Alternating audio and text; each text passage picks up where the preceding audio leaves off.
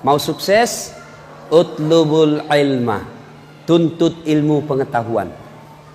Dedek, saya baru pulang umroh. Tahu umroh? Waktu saya umroh, tawaf keliling Ka'bah, dikawal polisi. Tentara Arab dan polisi Arab.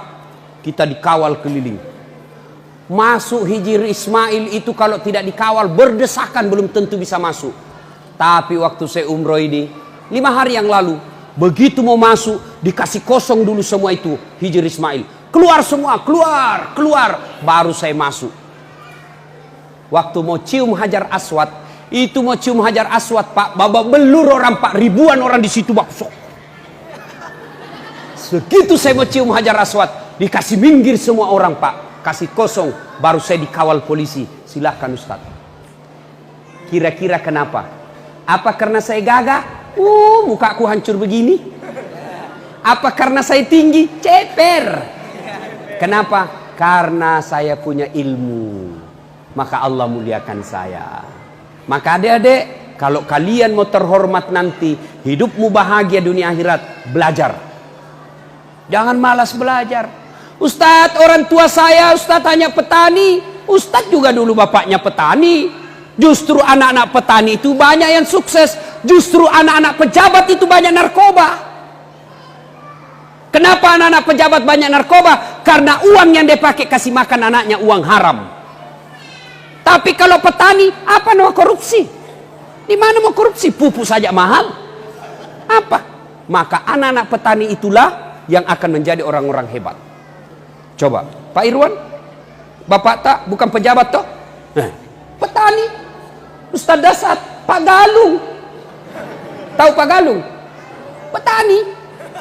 Coba, itu anak-anak pejabat ngelem. Lem tikus, nah campur lem pox. Kasih kau lem Korea, tak tutup mulutmu. Belajar deh ya. Ayat pertama turun perintah tentang apa?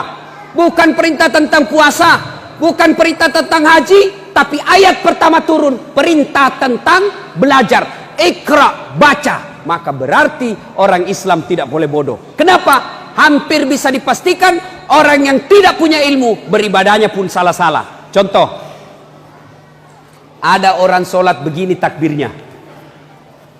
Begini takbirnya. Allah.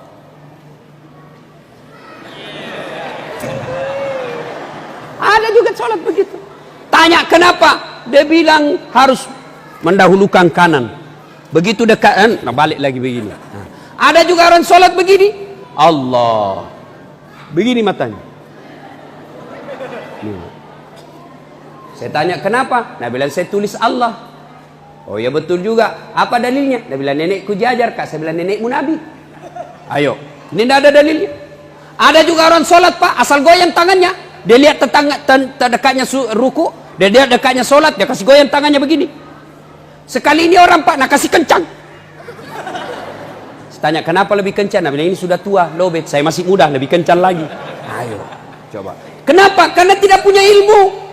Maka orang yang tidak punya ilmu, ibadahnya akan sulit. Oleh karena itu, ajaran agama kita menjelaskan yarfa'illahu alladhina amanu minkum walladhina utul ilma darajat. Allah mengangkat derajat bagi mereka yang beriman dan berilmu pengetahuan.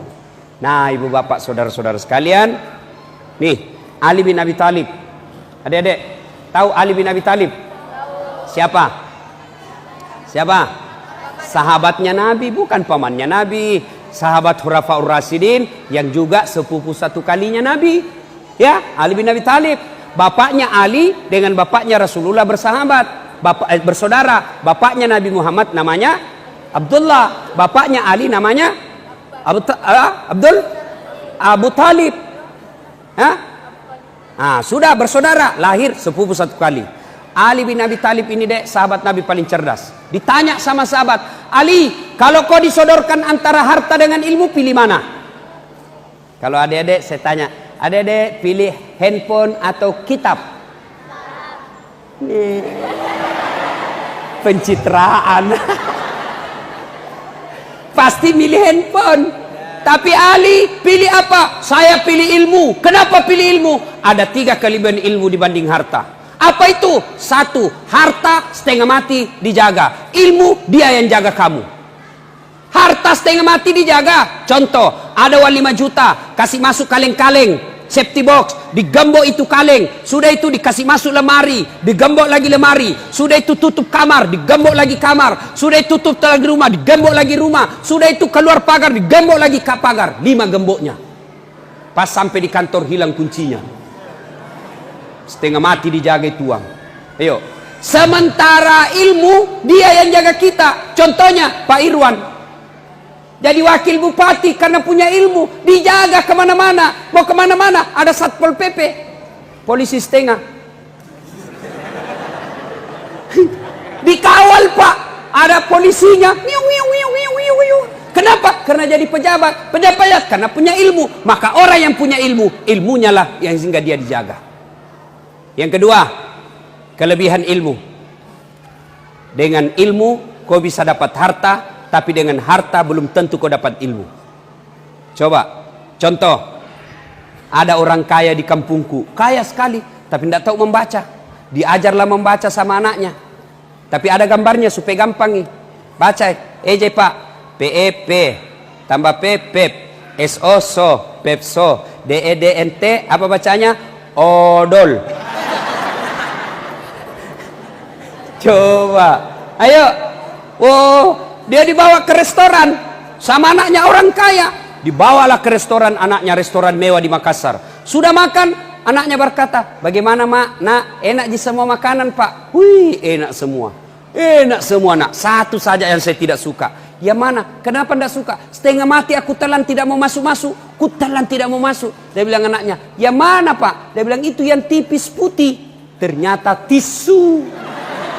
Dia kira makanan, kan orang setiap makan dia kasih begini Pak. Nah, Bapak saudara-saudara sekalian, yang ketiga kelebihannya, justru dengan ilmu kita dapat harta. Dengan harta belum tentu dapat ilmu, tapi dengan ilmu bisa dapat harta. Mana contohnya? Di mana-mana saja dibawa, lempar ke sana, tidak usah cemas. Kenapa? Ada ilmu yang saya miliki. Yang ketiga kelebihan ilmu, dengan harta kau belanjakan kasih orang berkurang hartamu, tapi dengan ilmu kasih orang nambah. Itulah sebabnya penting kita menuntut ilmu. Ibu-ibu ramaikan majelis taklim, tapi jangan sampai pergi majelis taklim tapi pulang bawa dosa. Adakah majelis taklim pulang bawa dosa? Banyak. Yang mana Ustaz? Satu, datang saja cerita jeleknya orang sambil duduk lewat temannya. Apa? Dia tidak cerita tapi bibirnya dong. Ini. Kenapa? Palsu gelangnya. Kenapa kau tahu? Tuh, ada hitam-hitam di tangannya. Bajunya tidak serasi roknya sama kudungnya. Dia beli kayak umbul-umbul. Datang ceramah itu hanya gitu, dia gosip semua orang. Ustadz pun dia gosip. Pak Wakil, tidak usah dipanggil lagi tuh Ustadz. Kenapa? Masa 5 dia bahas saya terus dia kena. Bahkan bajuku pun dia gosip. Dia bilang itu juga bajunya minggu lalu waktu datang itu. Sama. Ini datang bawa dosa saja. Apalagi mereka pulang bawa dosa. Mereka datang melebihi waktu izin suaminya.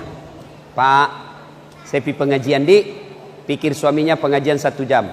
Dengar pengajiannya 1 jam, tapi gosipnya 2 jam. Pulang pengajian, singgah di balai-balai. Pulang pengajian, singgah di bawah rumahnya orang cerita. Itu majelis taklim yang tidak bagus. Pulang pengajian, pulang dulu ke rumah, sampaikan kepada suami. Kalau mau keluar lagi, minta izin lagi. Ibu tidak boleh keluar tanpa izin suami. Itu yang banyak dilarang sekarang perempuan, keluar tanpa izin suami. Nah, kenapa harus minta izin sama suami, Bu? Karena langkah-langkah kaki ibu nanti di akhirat yang tanggung adalah suaminya. Nah, ibu bapak saudara-saudara sekalian, banyak yang ingin kita sampaikan, tapi waktu jualah yang membatasi kita.